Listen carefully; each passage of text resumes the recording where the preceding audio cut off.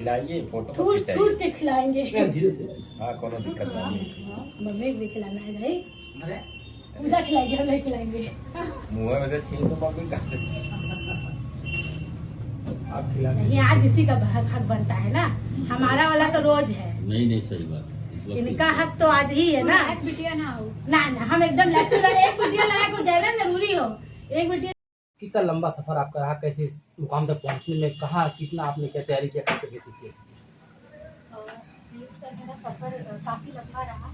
छोटे छोटे पड़ाव को पार करते हुए मैं यहाँ तक पहुँची। और चूँकि मैं जौनपुर में ही रह के अपने बड़े जनपद से यही पढ़ाई की और यही सेल्फ स्टडी से तैयारी कर रही थी, तो थोड़ा मेरे लिए कठिन था।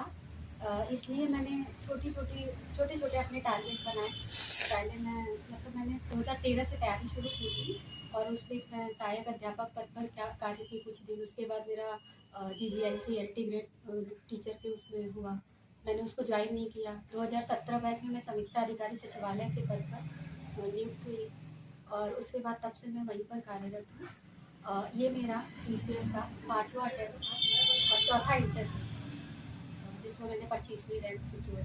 कैसा महसूस हो रहा है अभी आपको? बहुत खुशी हो रही है। खुशी इस बात की नहीं है कि मैंने इस रैंक को सिक्योर किया, खुशी इस बात की है कि फाइनली मेरे एक लंबे संघर्ष का सुखद परिणाम रहा। इस बात की मुझे बहुत खुशी है और स्पेशली जो मेरे घर वालों, मेरे फ्रेंड्स, इन लोगों के चेहरे पे जो खुशी है मेरे SDM बनने से, उसकी खुशी मेरी खुशी को और 10 गुना बढ़ा दी है। घर में कौन कौन लोग हैं, किस तरह से सहयोग लोगों का मिला आपके यहाँ तक पहुँचने में? घर पे तो मम्मी पापा चाचा भैया छोटा भाई हैं और सहयोग सबका ये रहा कि मम्मी पापा से ने हमेशा मोटिवेट किया कि नहीं तुम कर सकती हो।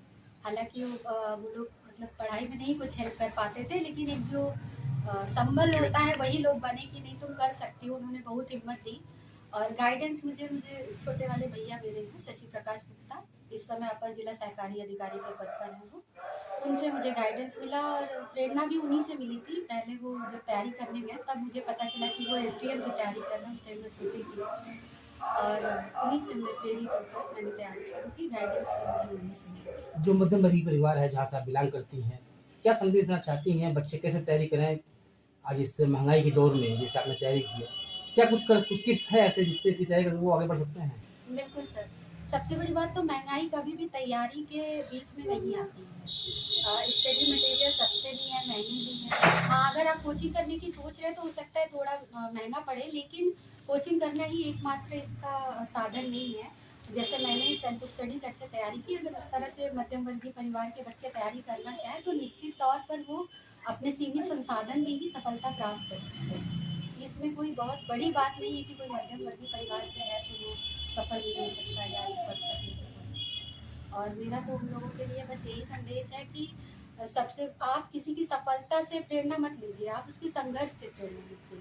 अगर कोई अपने जीवन में जो संघर्ष करके आगे बढ़ा है, सफल हुआ, तो आप पहले ये सीखिए कि उन्होंने किस तरह से संघर्ष किया और आप वहाँ से प्रेरणा लीजिए। क्योंकि सफल तो कोई पहले अटेम्प्ट में होता है, कोई 10वें अटेम्प्ट में होता है, कोई 5वें, और हर किसी की कैपेसिटी अपनी अलग होती है तैयारी करने की, पढ़ने की। लेकिन आप ये नहीं है कि कोई पहले में अटेम्प्ट में सफल हो गया और ये मेरा 5वां अटेम्प्ट है तो हम ये मान लें कि अब मेरा नहीं हो सकता है कि हम अपने 6वें अटेम्प्ट में सफल हो जाएं। तो सफलता से नहीं, संघर्ष से सीखिए। संघर्ष से अगर आप प्रेरणा लेंगे तो सफलता निश्चित। इंटरव्यू में किस तरह के सवाल आपसे पूछे गए? इंटरव्यू मेरा सविता अग्रवाल मैम के बोर्ड में था और इस बार इंटरव्यू पे ज़्यादा फोकस ये किया गया था कि सिचुएशनल क्वेश्चन ज़्यादा थे। मैं पहले से शासन में कार्य कर रही हूँ, वित्त विभाग में समीक्षा अधिकारी, तो मेरे विभाग से संबंधित कार्य ज़्यादा पूछे गए और स्पेशली उनका जो सबसे पहला क्वेश्चन था उसने मेरे कॉन्फिडेंस को थोड़ा हाई कर दिया था।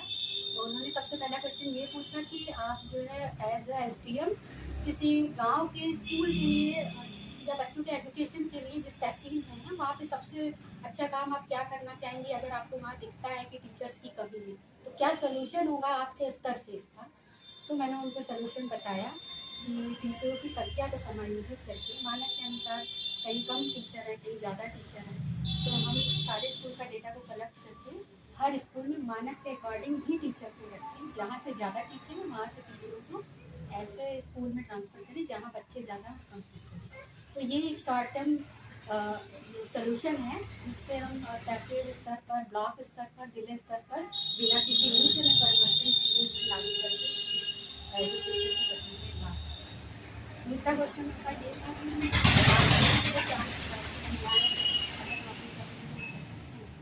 तो इसमें मेरा विचार थोड़ा अलग था।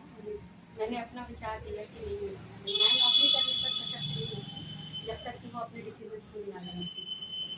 अपने अगर उनका कुछ डिसीजन है उसके सबके सामने उनकी कुछ अत्याचार हो रहा है उसके विरुद्ध आवाज़ उठाए, ये सशक्तिकरण है। पैसा सशक्तिकरण का साधन है, उसका मानक नहीं है। भविष्य में क्या योजनाएं हैं आपकी? भविष्य में मेरी योजना एज ए एसडीएम मेरा सबसे पहला काम एजुकेशन पर ही होगा, इसीलिए मैं एजुकेशन का जो क्वेश्चन था उसको सुनकर थोड़ा मोटिवेट हुई। तो एजुकेशन मेरा सबसे पहला वर्क था और जो योजना मैंने वहाँ बताई थी सिर्फ बताने के लिए नहीं थी, ये मेरे दिमाग में पहले से ही प्लानिंग चल रही थी कि अगर मैं कभी नहीं, एक टाइम ऐसा भी आया था कि मैं एसडीएम नहीं बनती, मैं बीएस से जरूर ट्राई करूँगी। तो अगर मैं बीएस से बनती तो भी ये कार्य करती। अब ईश्वर ने मुझे इस पद पर पहुँचाया है, एसडीएम बनाया है, तो सबसे पहले एजुकेशन के लिए और दूसरी महिला सुरक्षा के लिए कुछ काम करना चाहिए। पढ़ाई आप ऑनलाइन करती थी या ऑफलाइन? किस जी, तरीके से? ऑफलाइन। ऑफलाइन, घर से पढ़ाई होती जी, थी? घर से। प्राइमरी शिक्षा दीक्षा कहाँ से हुई? मेरी प्राइमरी शिक्षा दीक्षा जौनपुर के सरस्वती बालिका से।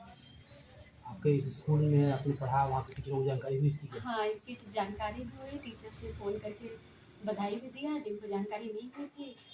स्पेशली वो टीचर जो मेरी पहली टीचर थी, उन्होंने मुझे कॉल किया था और व्यस्तता के कारण मैं उनका कॉल नहीं देख पाई, तो मैंने खुद उनको फ़ोन करके उनका आशीर्वाद लिया।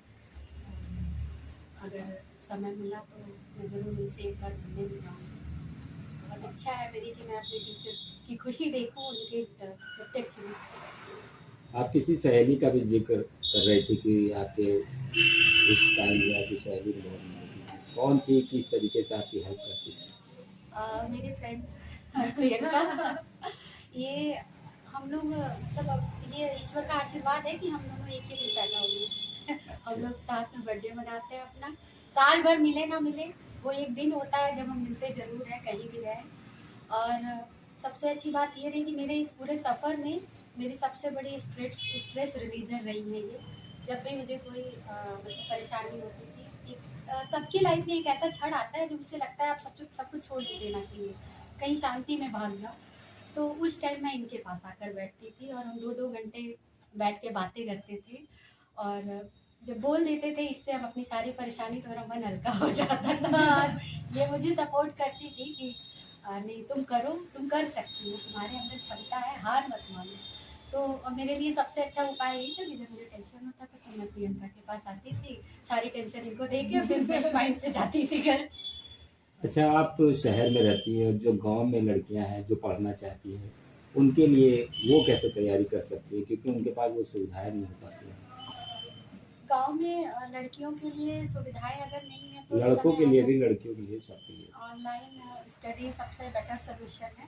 आजकल तो हर चीज़ ऑनलाइन उपलब्ध है, डेटा इतना सस्ता आ रहा है कि अगर उसे कोई डेटा का इस्तेमाल अगर सही तरीके से किया जाए, डेटा सबको मिल रहा है लेकिन अब उसका इस्तेमाल किस तरीके से किया जाए वो करता है। तो अगर डेटा का सही इस्तेमाल करें और उस 2 GB 1.5 GB डेटा जो प्रतिदिन मिलता है उसको पढ़ाई में यूज़ करें तो अब कुछ भी मुश्किल नहीं है। शहर गांव की दूरी अब धीरे धीरे ख़त्म हो रही है और स्पेशली हम तो ये कहेंगे कि हमें ऐसा लगता है कि जो ग्रामीण क्षेत्र की लड़कियां हैं वो और तेज़ी से आगे बढ़ रही हैं, वो और ज़्यादा मोटिवेटेड हैं इस क्षेत्र में आने के लिए या किसी भी क्षेत्र में आगे बढ़ भी रही हैं। तो उनके लिए मेरा यही संदेश है कि आपके पास जो भी संसाधन है, आप कभी संसाधन को, अपनी गरीबी को, ग्रामीण परिवेश को अपने सफलता के मार्ग में मत आने दीजिए। दिमाग में ये बना के चलिए, बस लक्ष्य पे ध्यान रखिए और जो संसाधन है उसका सही उपयोग करिए, सफलता सबको। तो आज के युवाओं को, बच्चों को क्या संदेश देना चाहेंगे, किस तरीके से? मेरा यही संदेश है सबके लिए कि बस पहले भी मैंने बोला कि सफलता से भी संघर्ष से सीखिए, क्योंकि संघर्ष जो होता है ना वो कुछ लोगों को बहुत प्रेरित भी करता है, कुछ लोगों को बहुत तोड़ भी देता है, कुछ लोग तो झेल भी नहीं पाते हैं, बहुत गलत कदम भी उठा लेते हैं। तो मैं उनसे यही कहूँगी कि सबसे बड़ी बात तो आपका कोई भी लक्ष्य हो, इसे जीवन मरण का प्रश्न ना बनाएं। अपना एक लक्ष्य तय करें, उस पर काम करें, निरंतर प्रयास करें हो सकता है कि पहले अटेम्प्ट में आप इंटरव्यू तक पहुंचे और दूसरे अटेम्प्ट में आपका प्री भी ना निकले, लेकिन इसका मतलब ये नहीं कि आपके अंदर क्षमता नहीं है। तो अपने ऊपर भरोसा रखकर आप निरंतर प्रयास करते रहें और सफलता जरूर मिलती है। एक दिन में भले ना मिले, लेकिन एक दिन जरूर मिलती है। तो बहुत सारे बच्चे हैं जो कोचिंग करते हैं, उसके बाद पाते हैं, लेकिन आप सेल्फ स्टडी करके आप आगे बढ़ी हैं, तो कैसा रहा? मुझे ऐसा कभी लगा ही नहीं कि मुझे कोचिंग करना चाहिए। लग रहा था कि ये निकाल लेंगे। हाँ,